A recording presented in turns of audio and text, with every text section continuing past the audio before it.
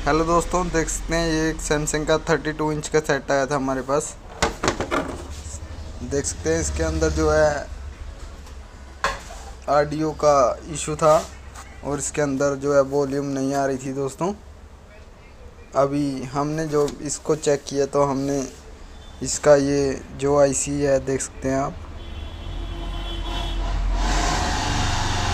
ये अभी हमें ख़राब मिला है।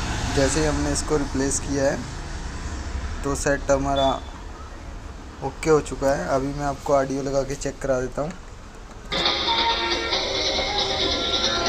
देख सकते हैं दोस्तों, ऑडियो हमारी बिल्कुल ओके हो चुकी है।